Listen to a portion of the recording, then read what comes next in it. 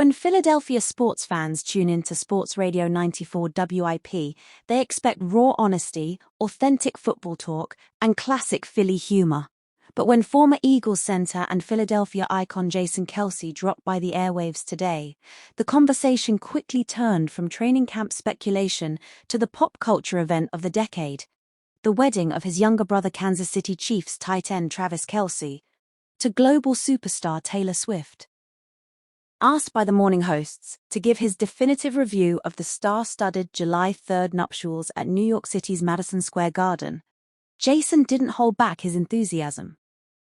"It was incredible. 10 out of 10. More than 10 out of 10. Jason Kelce on Sports Radio 94, WIP. The wedding. Yes. How was it? It was incredible. 10 out of 10. More than 10 out of 10.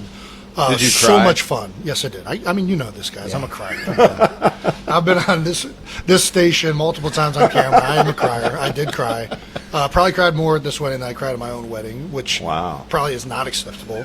Kylie's probably not happy about that. No, I mean, obviously the ceremony was incredible. Adam Sandler was, I mean, I think he's probably the perfect person you could have officiate a wedding. Like, obviously he's hilarious, and he knows how to, make it entertaining and funny. But there's a sweetness to Adam and everything he does, all of his movies that really resonated throughout.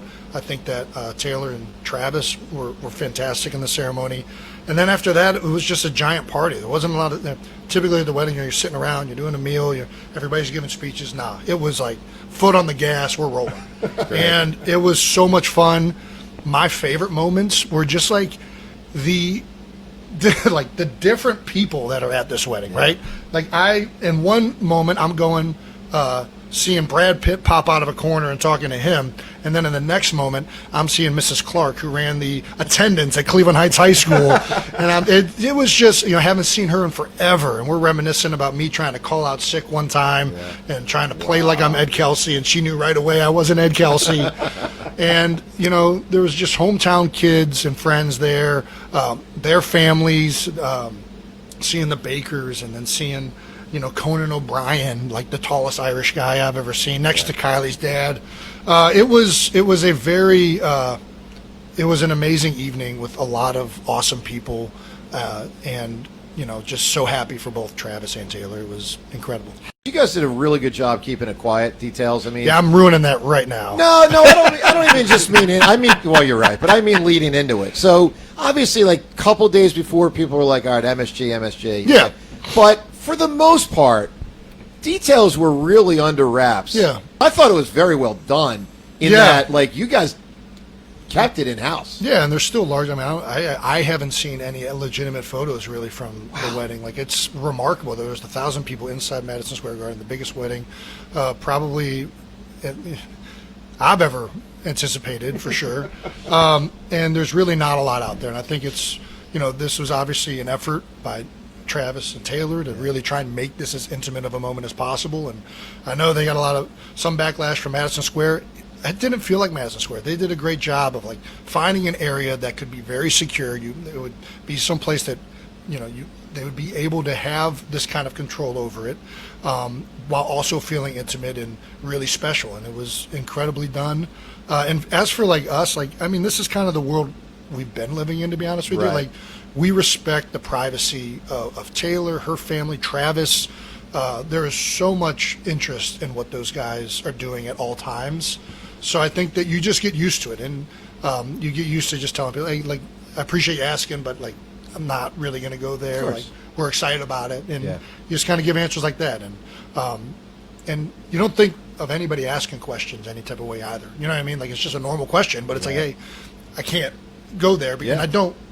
It's not that I can't. I just don't want to, because I don't want to put them in a position where now all of a sudden there's articles and all these things that it's unfair to them. So they would have bumped you as the best man. No doubt. Well, yeah, I was on a tightrope there for sure.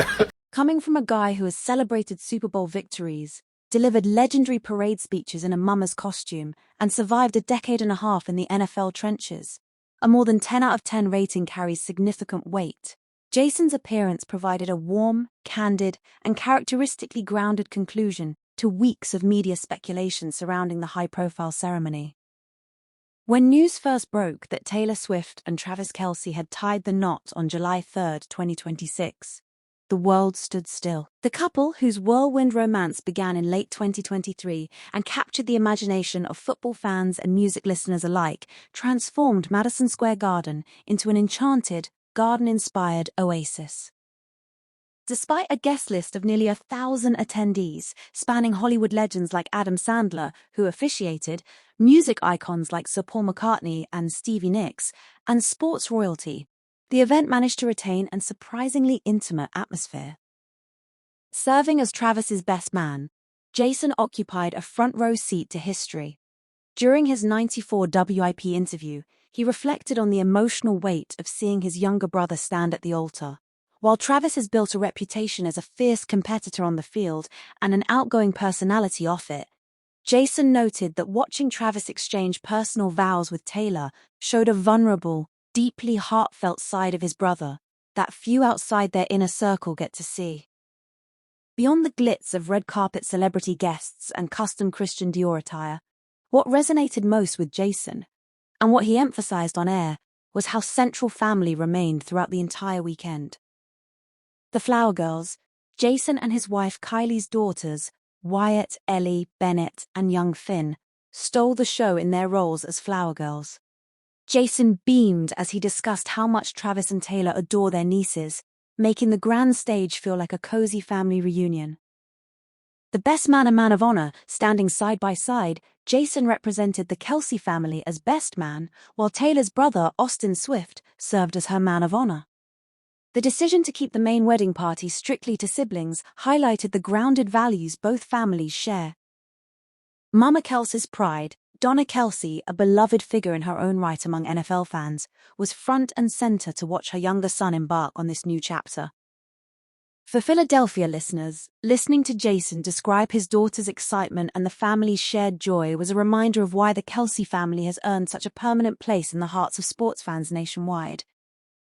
What made the Swift-Kelce wedding such a unique cultural moment was the seamless collision of two vastly different worlds. On one hand, you had living legends of rock and pop music, such as Paul McCartney performing I Want to Hold Your Hand live, for the first time in decades.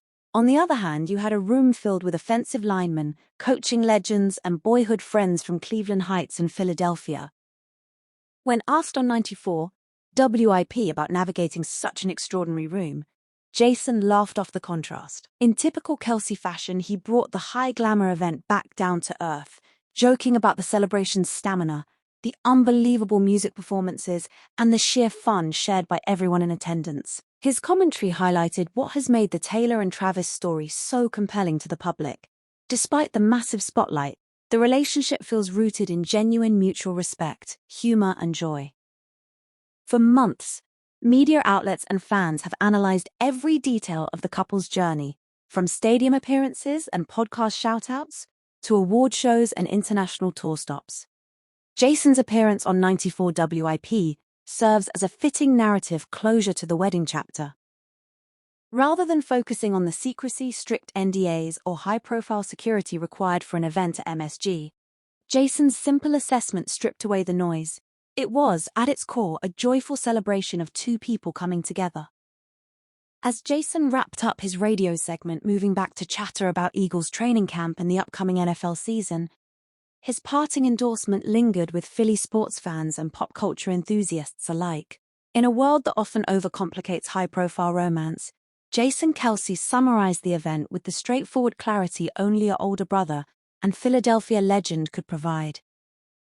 It was a perfect more than 10 out of 10.